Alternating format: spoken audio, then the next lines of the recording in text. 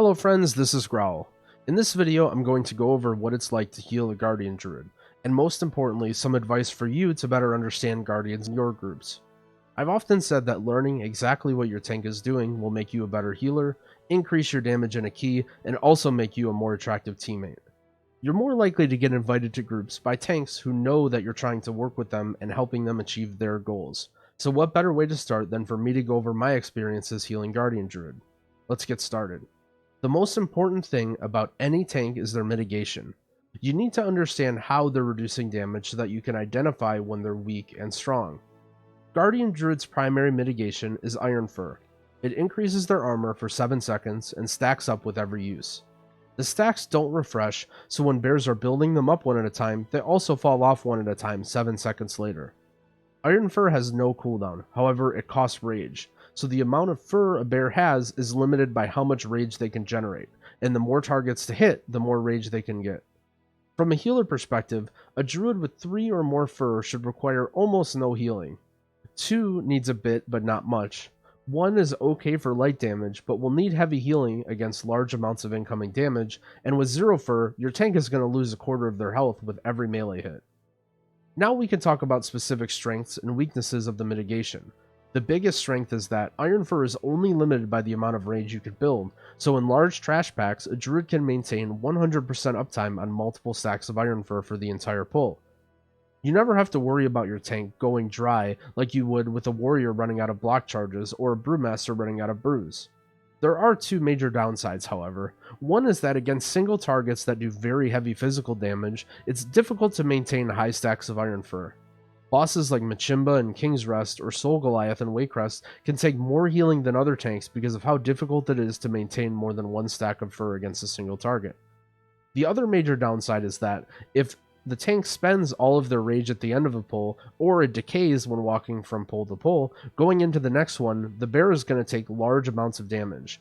Especially when you're pugging lower keys, you may find Guardian Druids are still getting the hang of pooling rage and may take high amounts of damage at the beginning of the pull.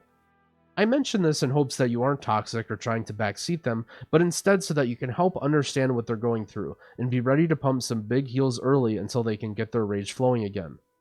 Using tank externals like Iron Bark, Blessing of Sack, or Pain Suppression at the beginning of big pulls is a good idea, especially if you see that they don't have a lot of rage built up. Now let's talk about healing. One of the nice things about Guardian Druid is they have a reliable self-heal and frenzied regeneration. In combination with their strong, sustained Iron Fur stacks, Druids can keep themselves alive with little to no external healing for long periods of time. Keep in mind that Frenzied Regen costs rage, and also is an ability that they'd rather be spending to instead build rage, to use more Iron Fur, so don't force your bear to expend Frenzied Regen if they don't have lots of targets to build rage on. Especially at the start of a pull, bears don't want to be pressing their Frenzied Regen so that they can instead build more fur and threat. Again, we're sticking with the theme of juicing the bear up early with heals at the start of the pull, and then once he gets set up, letting him run free. Frenzied Regen heals for a very large amount of health over a few seconds, so if I ever see my tank using it, I'm going to stop casting heals on them unless he is in big danger. Guardian Druids can also shift out of form with heals with Resto Affinity. However, this is something that is rare and you shouldn't be expecting them to do that much. Druids have 2 major reduction cooldowns, Bark Skin and Survival Instincts. These both provide a flat damage reduction. Bark Skin is a little bit longer duration, but Survival Instincts is more reduction. Ideally, your tank always wants to save at least one of these for emergencies. Maybe you're answering a question in a YouTube comment and die to a swirly, or your DPS decides that Fauna Power is more important than Counterspell. There isn't much that you'll do differently to play around these cooldowns, because usually they're used in high damage moments, so you still want to be applying HOTS and healing when you see them active. Incarnation is commonly talented by Guardian Druids, and gives them a window in which they have slightly increased armor and additional threat. When you see your tank in Incarn, you can safely assume they need a bit less healing. Just remember that this is only helping their physical mitigation, so they'll still take heavy magic damage against heavy magic damage attackers. As for utility, Druid has most of the same kit that you have as a Resto Druid. Entangling Roots, Hibernate, and Soothe used occasionally but not much. Remove Corruption also allows them to remove a curse or poison effect and can be used in bear form. So if you don't have a Dispel available, you can ask for help removing something. Rebirth is the Guardian battle res, however it costs 30 rage.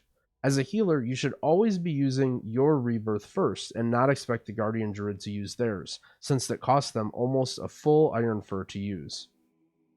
The Guardian Rebirth should only be used in an emergency or when you die and there are no other reses available.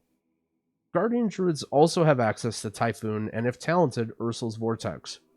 From my experience, tanks prefer to use their abilities first, before they expect you to use theirs.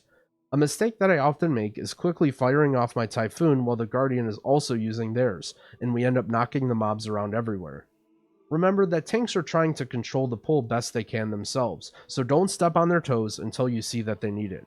I like to hold my Typhoon and Vortex until theirs is already used, and then use mine as a backup. If you find your tank isn't quick to using them, or is just expecting you to use yours first, that's when you can step in and start using yours quickly. Lastly, I want to mention Corruption.